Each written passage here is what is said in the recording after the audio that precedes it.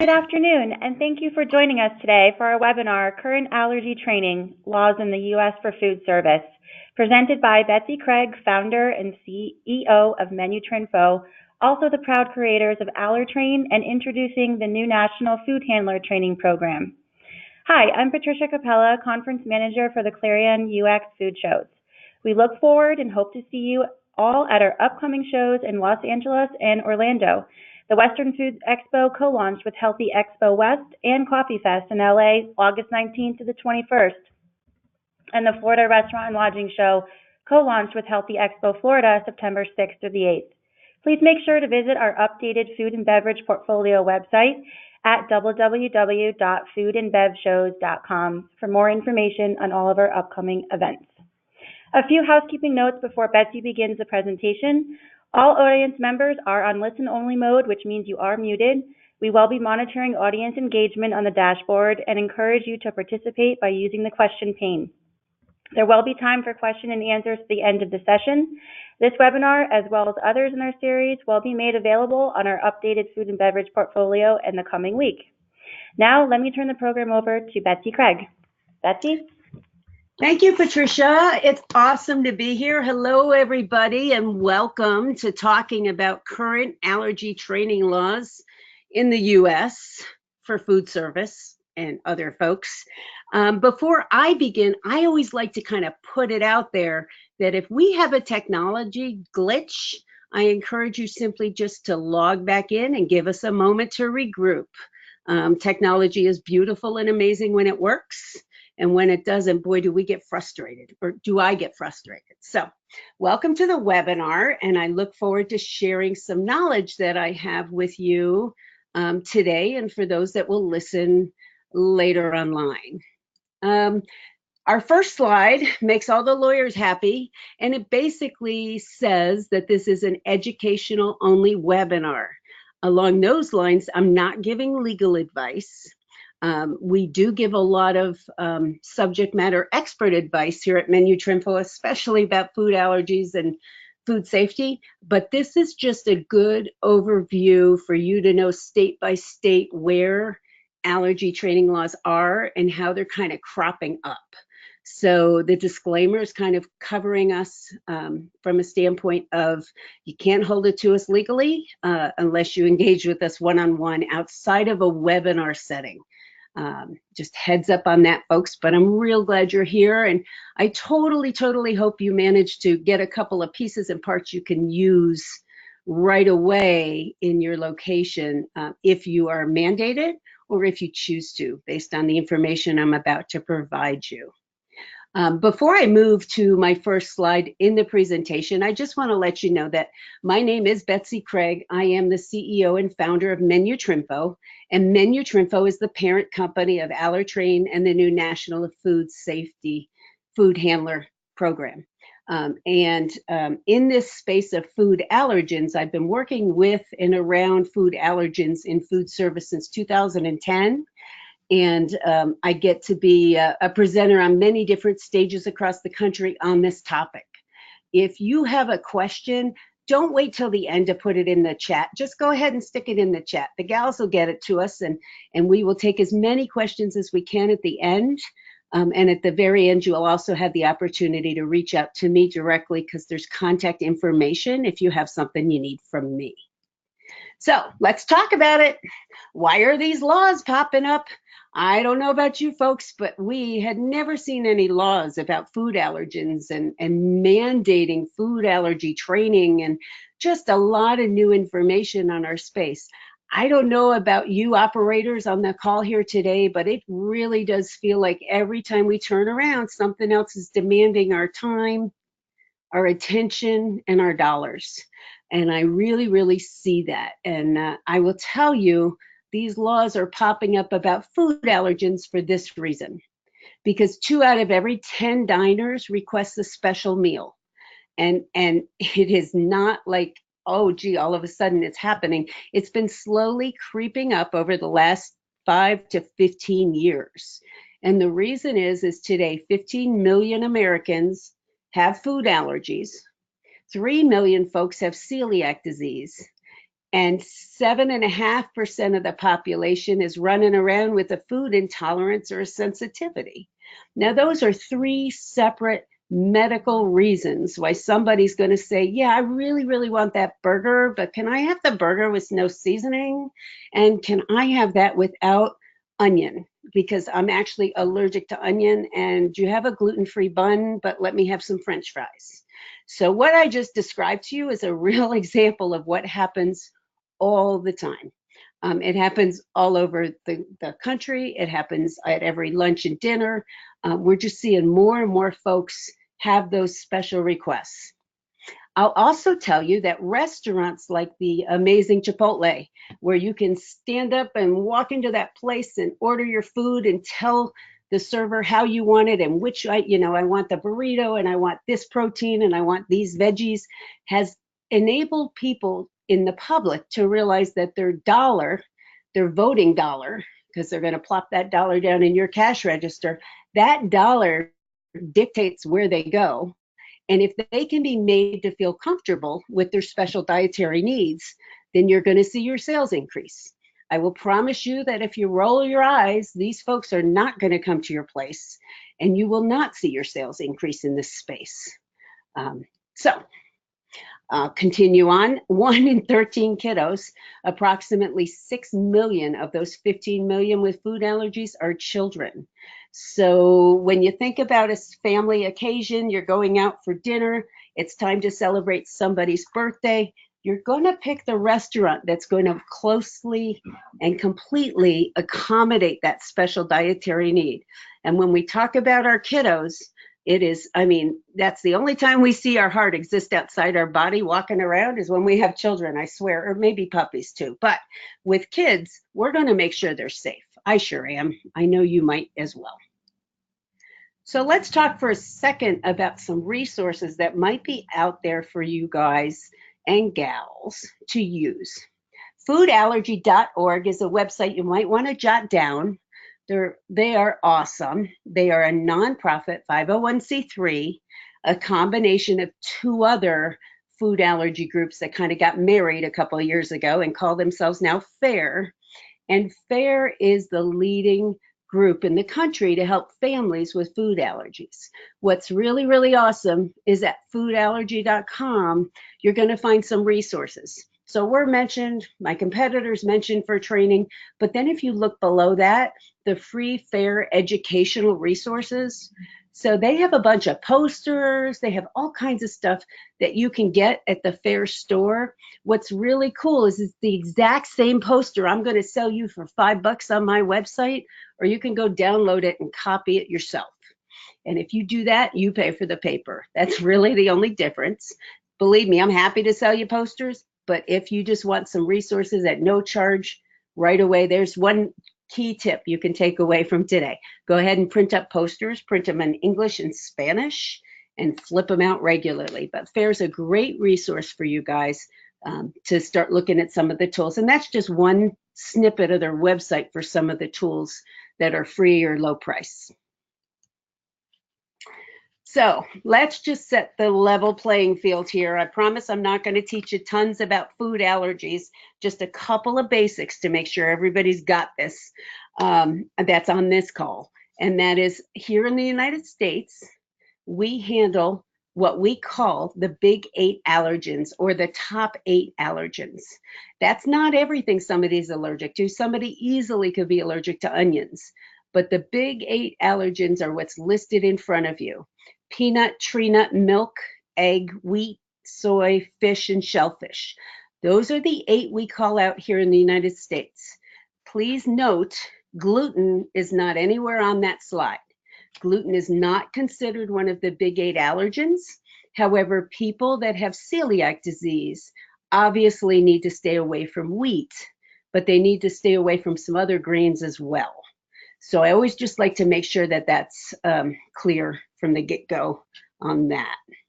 And again, folks, if you have questions, don't forget, go ahead and put them in the chat box. We will get to them.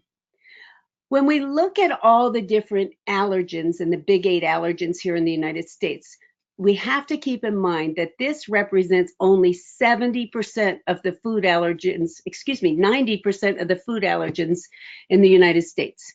There's 10% more of food allergies that people have, and it can be up to 170 different food items they're allergic to. So it's just kind of pretty heavy lift for food service professionals to make sure to accommodate. Now, this next slide can be really scary for some because they're like, you're kidding. Like, we have to pay attention to what people are allergic to in China and Korea and Chile and Colombia. No, you don't necessarily, as providers, need to know that. However, most places in the United States get visitors from out of the country. If you're in Florida or you're in California, you guys get them there all the time. You know, you are a vacation destination. And if folks are coming in from Canada with different allergens, or the EU with different allergens, they're expecting you or your servers or your manager to know what those allergens are. So what's very important about this slide is just be mindful that there are 21 different countries in this world that identify up to 23 different allergens.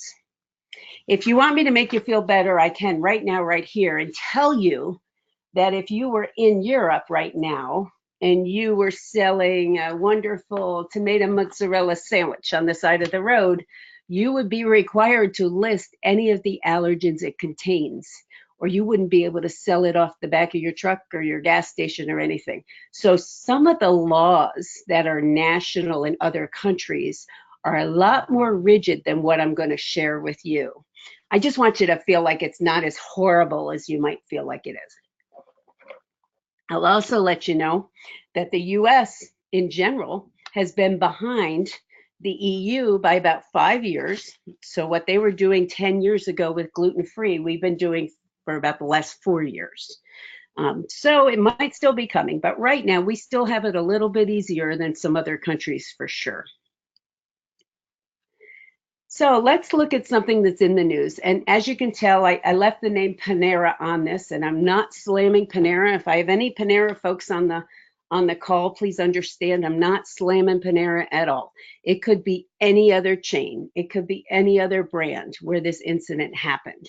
But I just want to bring to everybody's attention how simple and easy it is for a mistake to happen.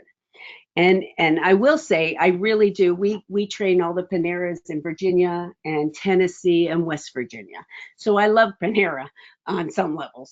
But this challenge happened in Massachusetts, where a family ordered online a grilled cheese sandwich for a 5-year-old girl and said in the comments, peanut allergy. And they also said no peanuts. And so twice they mentioned a peanut allergy or to avoid peanuts in the online ordering system. As I understand it, and as the people that I've spoken to around it, the person that put the food together on the back of the house, English was not this woman's first language, and she read no peanuts as add peanut.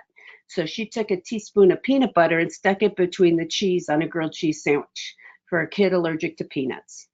The sandwich had a bite taken out of it by the 5-year-old girl. The 5-year-old girl got sick, ended up in the hospital. They gave her Benadryl.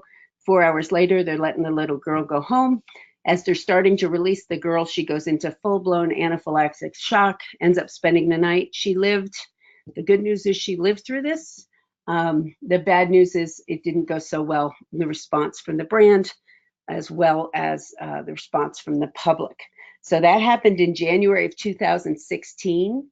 It got put in front of a judge in July of 2017, and we're expecting a jury to be pulled and the proceeding to happen within the next 3 weeks, actually, early August, first week of August.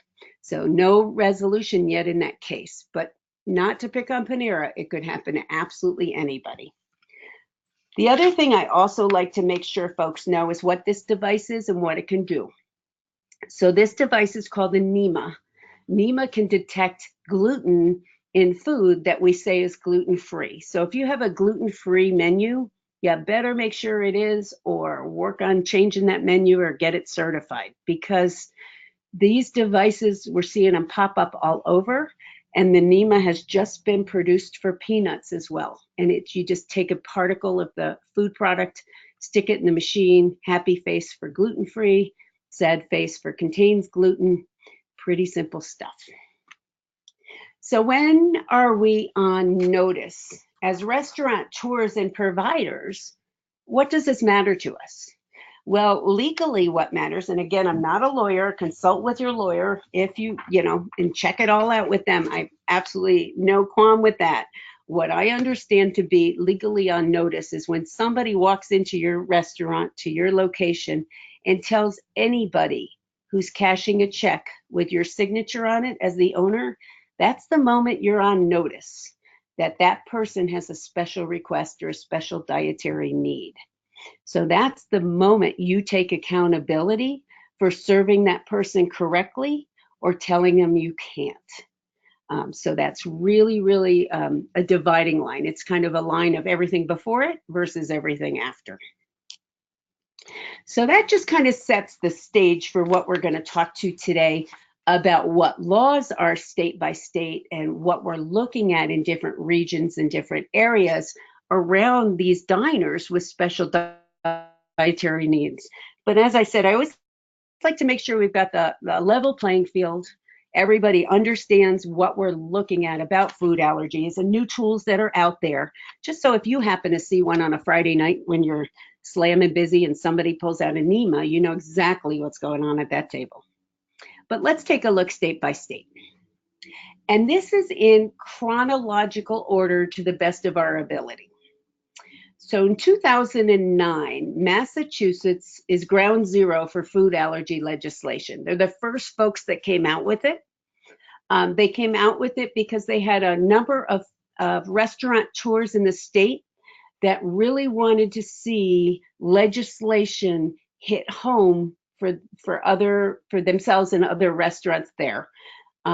There is a gentleman there, Chef Ming Tsai, who's from Blue Ginger. He has a number of restaurants. That's the restaurant he was at in 2009. And he was able to cook for his two sons who were allergic to 6 out of the 8 major allergens. And he believes and will publicly says it regularly that we should be able to serve people with food allergies. We're in the hospitality business. It's time to be hospitable to these special dietary needs. Well, how that really bounced out was on the state level, they started saying, all right, well, let's get some law passed here. Let's get legislation happening. And a law was passed, and it was called the Food Allergy Act of 2009. And it requires that folks watch an online video that is put out by that Berkshire AHEC is one of the companies that has it, as well as the Massachusetts Restaurant Association. And it's, I think, $10 in 22 minutes the last time I looked it up. And you click on the video, you hit start, and then at the end you hit done. So there's a lot of folks, myself included, if you can't tell from my snarkiness. I don't think it's training. I think it's watching a video if the person stays in front of the computer the whole time. There's no way to really check because there's no quizzes and things at the end. But that's what's required in Massachusetts, as well as disclaimer language posted. And you see an example of what that disclaimer language is, and posters displayed. So the disclaimer language says, before placing an order, please inform your server if a person in your party has a food allergy.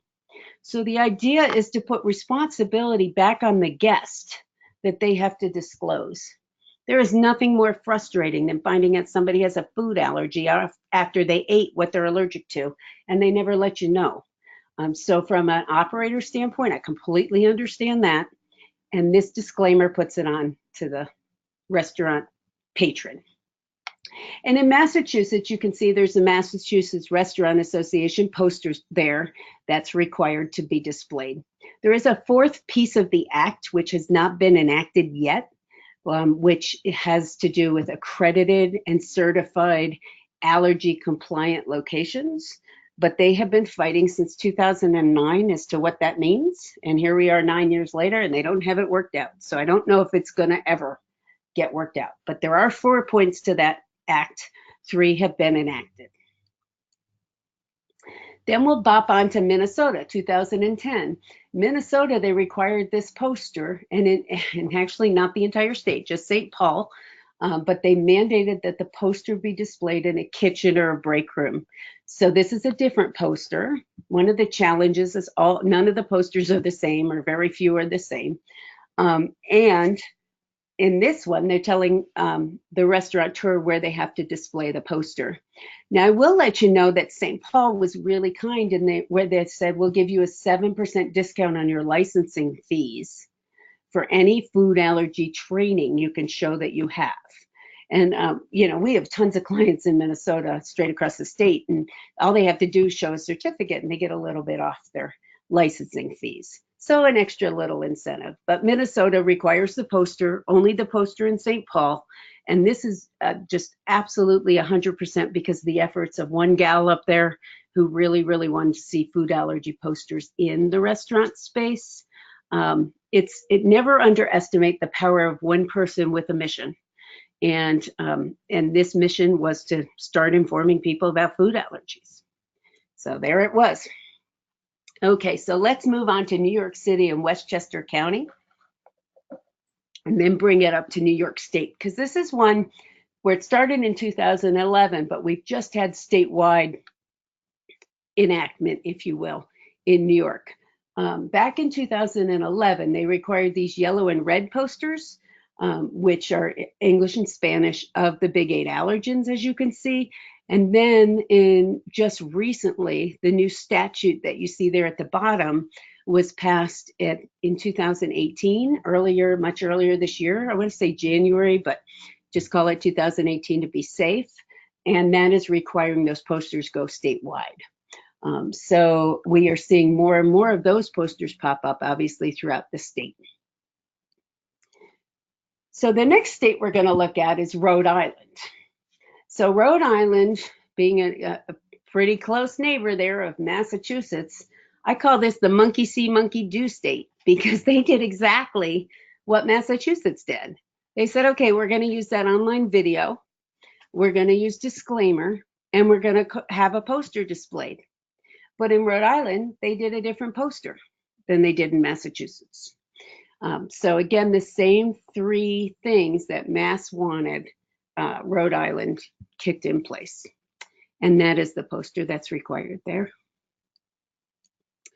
So in 2014, we had a public act of number 516 happen in the state of Michigan. And this is really, really interesting. I saw this one coming down the pike, and it's probably 2012 is the first time I heard about it, where they require a poster and disclaimer on all restaurants. So the disclaimer about what food allergens are present and alert your server. And a poster about the food allergy awareness, like you're seeing on the screen. I'm not a huge fan of the poster, and I have no problem saying it publicly because it's all words. There's no pictures. And with English not being everybody's first language, no matter what zip code you're in, I think pictures are worth 1,000 words. So, but this is the poster they require. The other thing Michigan did was they required that one manager at all times have a state-approved allergy training course under their belt. So this is the first area that required training, true training, not even just video watching, but true training. And they gave the power to the state to approve which training programs would be allowed or not allowed. Well, they went off ANSI, and a whole list of requirements so that just any training program wouldn't qualify. They wanted to make sure it hit certain standards. And that's where requiring ANSI type training and ANSI accredited training comes in. So ANSI stands for, another acronym I know, folks, so I just realized I'm throwing the acronyms around. So ANSI stands for American National Standards Institute. It's out of DC, and it's an outside governing body that looks into training and makes sure the piece of paper you're paying for is worth more than the piece of paper it's on, that it's got value, merit, and the company it comes from is a well-respected business. So Michigan went ahead and gave a list on their website of what training is approved. And then they did something really, really interesting. Up in Michigan, they also gave a special, I call it the special list, or exceptions and special list. So the large brands that petitioned the state got the state to say their food manager course was enough training, and they didn't need a separate food allergy training cert to the list of restaurant brands, of which there's about 38 to 40 the last time I looked. So that was just kind of curious and interesting how that happened, but that's what's happening in the state of Michigan. And if you Google state of Michigan food allergy training, you should find the website pretty easy, and you'll see who's approved and where those exemptions are and exceptions are. So next we're going to look in the state of Virginia, which mandates training standards that address food allergen awareness. And that's what's in their House Bill 2090 that passed in 2015. And back then they mandated that they said it's got to be ANSI training, any kind of ANSI food allergy training. But this is another thing in Virginia. Virginia was just getting more current on the food code. So they said, until we get through the new food code adoption, we are not going to get crazy on food allergy training. And we will just say that we need to make sure our people know what the big 8 allergens are. And we mandate the standard of training to identify those big 8 allergens. So that is sort of well, that's what they chose to do. So that's where we are right now in Virginia. I have not had an update from the folks at the state health department in Virginia in quite a while.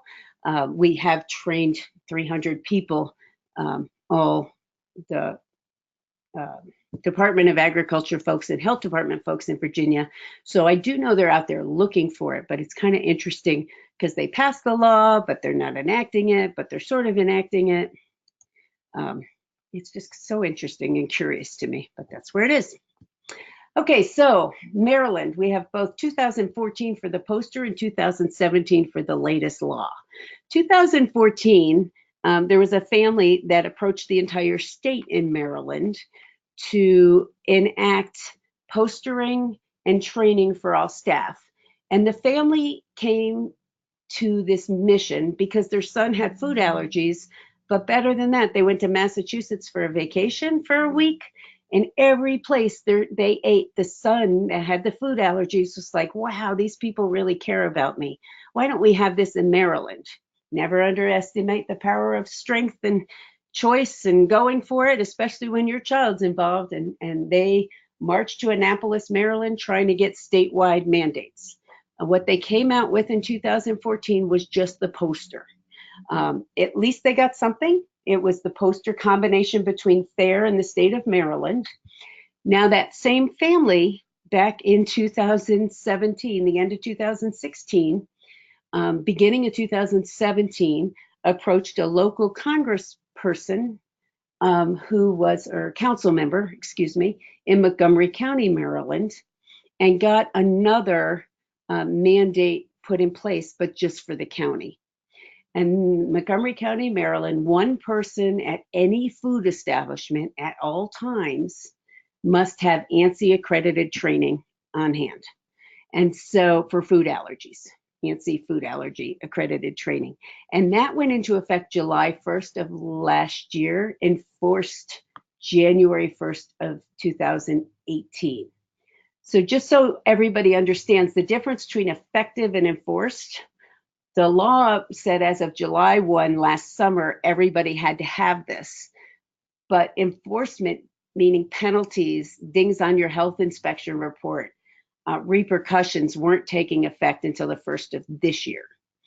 So we definitely saw a huge push in people taking Allertrain and Allertrain Light to get on board by July 1 last summer, and then by January 1st. So in that county, it's interesting to note there were over 3,500 locations that had food licenses to serve and sell food in the county, and at least one person in every one of those locations had to be certified in many cases, multiple people, because it was one person at all times, which was new language in that area. And that brings us to what's going on more recent. In the state of Illinois, all restaurant managers in the state required ANSI accredited food allergy training. Now, it went into effect January 1st of 2018. It was supposed to be enforced July 1st, a couple weeks ago. And what I'm being told right now is that we're pushing back till July 1st, 2019. But I have a question mark there because I have not gotten verification from the state of Illinois. What I would say to anybody who has locations in Illinois, get your folks Allertrain lighted up and just put those up on the wall, because I also fielded a phone call from somebody who had a health inspector come in and they gave them till after lunch to get a certificate on the wall. Otherwise, they were going to fine them $250 for not having the cert versus a $9 class, or $19 class. So the ultimate is it's pretty simple, and it is the right thing to do. I clearly believe that. So the last couple of states we'll look at here is the most recent stuff, the most recent laws, the most recent legislation. New Jersey, we're seeing statewide posters that took effect as of January of this year. And it's a poster similar to where we've seen before, but just one poster up in the back of the house, usually in the kitchen or the break room are the places to put it. And we're looking to see where they're going to end up with training, because I do know training was part of the conversation, but they just settled on, a lot of times they just settle on the posters and then we go from there. Now, finally, my last state I'm going to cover on this presentation is Connecticut. So in Connecticut, they are saying in Connecticut, House Bill 5158 says at least one certified manager on duty who's taken an allergen awareness training program that's approved by the Commissioner of Public Health. Now, this is as of January 2019.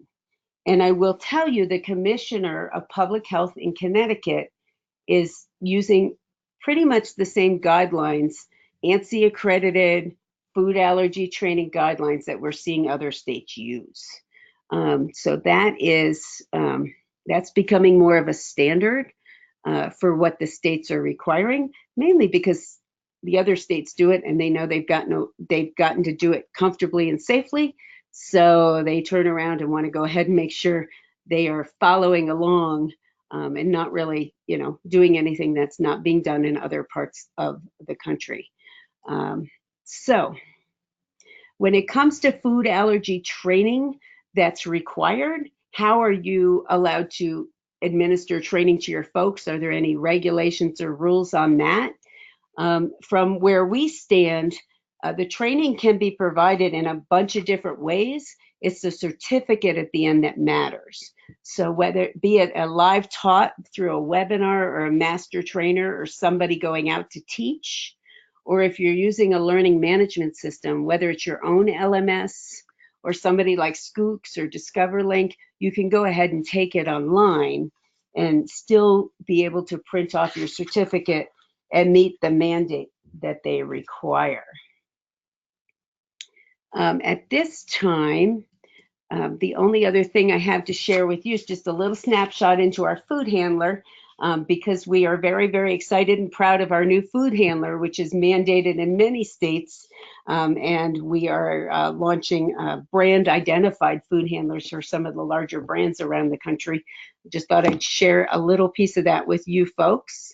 And as I promised in the beginning, I would let you know how you could reach us. So you can reach me personally at info@menutrinfo.com. And then in 1 second, Patricia, I'm going to bounce it back to you so that you can feed me.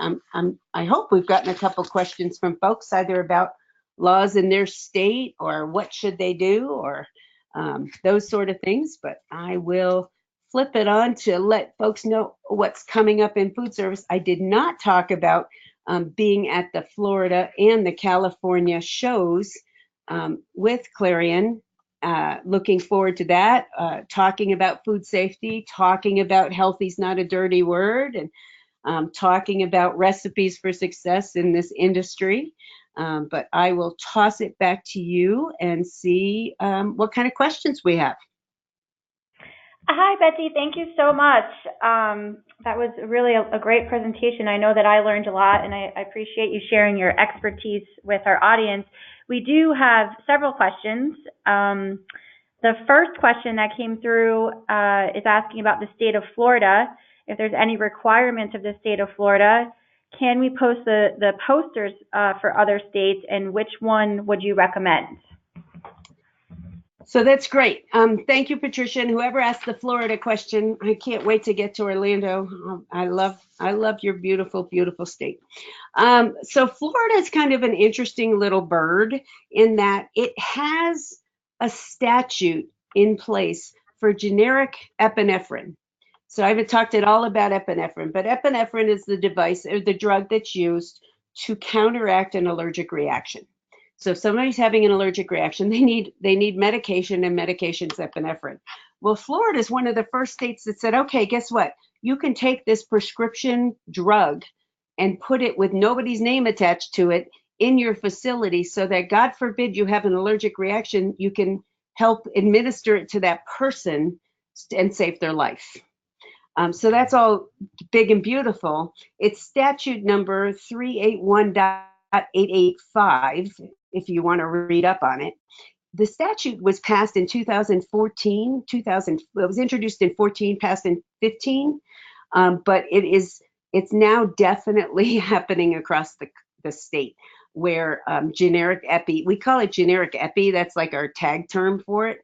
But generic epi is happening. The large amusement park company in Florida has it. Some of the colleges are starting to put those in. So that's the statute that's in place. What came up for food allergy training and food allergy posters in Florida was they were going to require specific training, and then they backed off of that. And this is back in 2014. They backed off of that and just said, okay, we want to make sure operators are not required to offer allergen-free foods, but the managers and employees are required to have basic knowledge about food allergens, including, and I'm reading this, I'll tell you where I'm reading from in a second, including knowing the 8 major allergens and describing common symptoms of an allergic reaction. So this comes from www.myfloridalicense.com /DBPR/HR. So if you go on to the Division of Hotel and Restaurant, Department of Business and Professional Regulation in the state of Florida, and you Google search in there, food allergen awareness, that's where this is going to pop up. It's a 1-page PDF that was revised back in October of 2015, and it speaks to HR 5030, so House Bill for the state of Florida. They're requiring folks to know what the big 8 are and to identify the symptoms, and also talking here about using the same food prep area. The basic bottom line is all this stuff is stuff that's in Allertrain or Allertrain Light, so putting somebody through that course will take care of it easily. Great, thanks, Betsy. Another question we had is, in any of the states that have mandated the language to guests that they need to disclose their food allergy to the establishment, is there data to show an increase in disclosure? There's no data, no, but I will promise you that I hear all the time people talking about how many more folks are showing up with food allergies and asking for special dietary needs tableside. Now, I don't know if that's because there's a poster on the wall or a disclaimer on the bottom of the menu that says you have to tell us. But as an operator, that is the best thing you can do, even if it's not required in your state, because that puts responsibility on that diner to share it with you.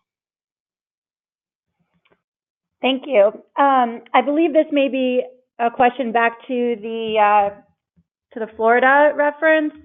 There's a question here. Is the generic epi required or acceptable? Oh, it's not required at all. Boy, that would be scary. It's not required at all.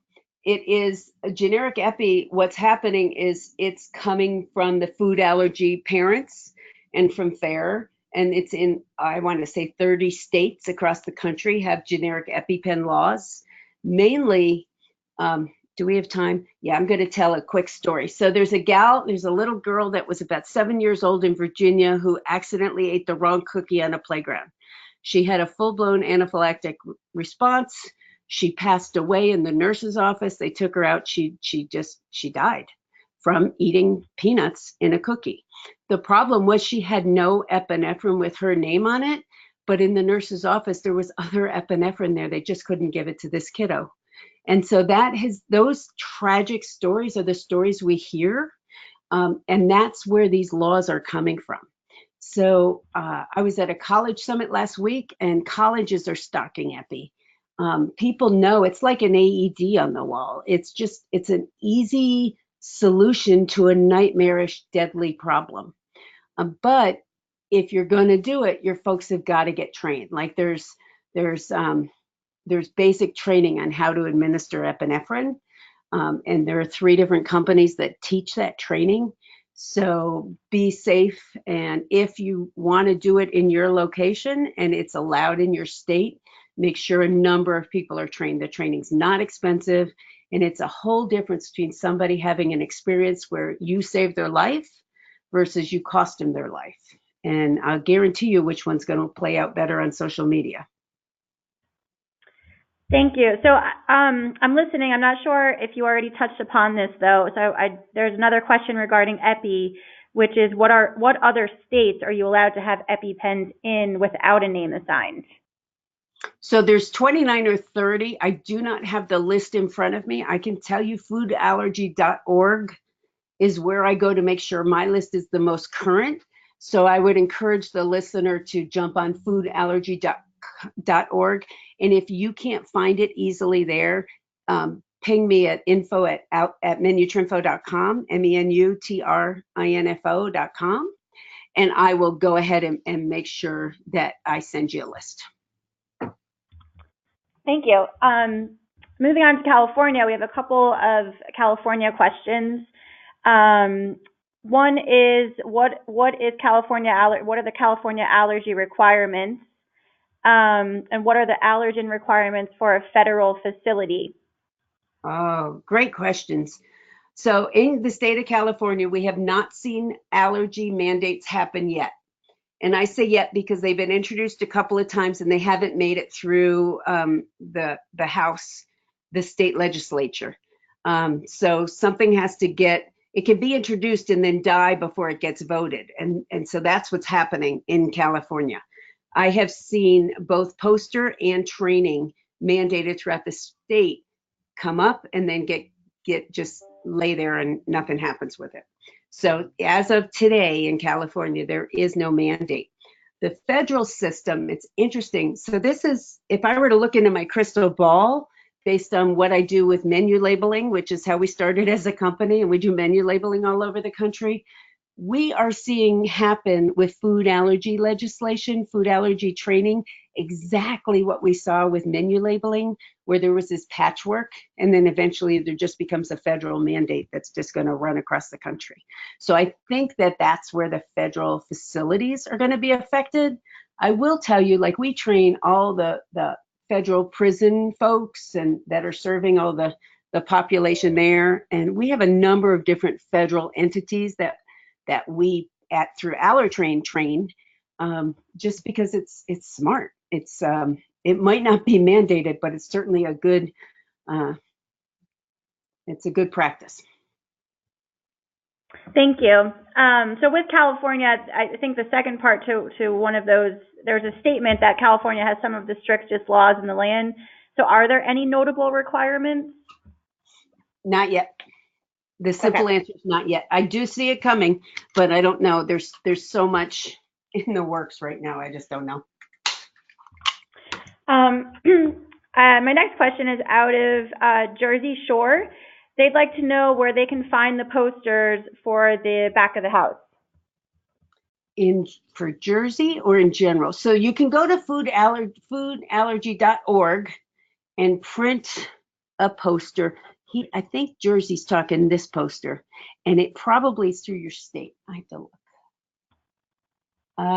I would start with your state health department because that's the poster they're going to want. The poster I just put up on the screen, that's the one you have to have for Jersey.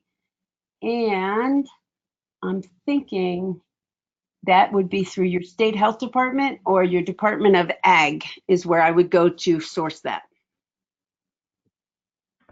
Great. Thank you. I just have a couple more if you're up for it. The next one we have, does the allergy warning have to be on every page of the menu? And if so, are there font requirements? Great questions. That's a menu labeling person right there. So unlike menu labeling, there are no font requirements that I have seen on this. And like in Massachusetts, it can be by a cash register or just appear once on your menu or on a table tent on the table. It kind of depends upon your setup of a facility. If you're like a 6-page menu that comes in a leatherette cover, I think all you need to do is have it on the first page or maybe the bottom of the first page so somebody can see it. It just needs to be found easily by the consumer. Great. Thank you. And the last two questions that we have, is there an ANFP CEU available for this training? The training we just did wasn't really training because it was just information about the laws. So no for today. And possibly depending upon if you were to take food allergy training, like Allertrain has ACF and dietetic credit, RD and DTR credit. So depending upon which training class you took, you might be able to get credit for that, but not for today, no. Okay, thank you. And then another question we had, what is the difference between wheat and gluten? Oh, great question. Okay, I love that one. The difference between wheat and gluten. So gluten is a protein that's found inside the wheat. And see, it's also inside rye and spelt and barley. So it's in other things besides wheat. That's why I'd like to differentiate between what's a food allergy and what gluten, how gluten affects those with celiac disease. Great. Thank you so much. I was just giving it a second to see if there's any more questions coming in, but I think we're wrapped up. Betsy, again, thank you so much for your time and sharing your expertise. I can't wait for your programs at our upcoming shows. Again, everyone keep your eye out if you're attending.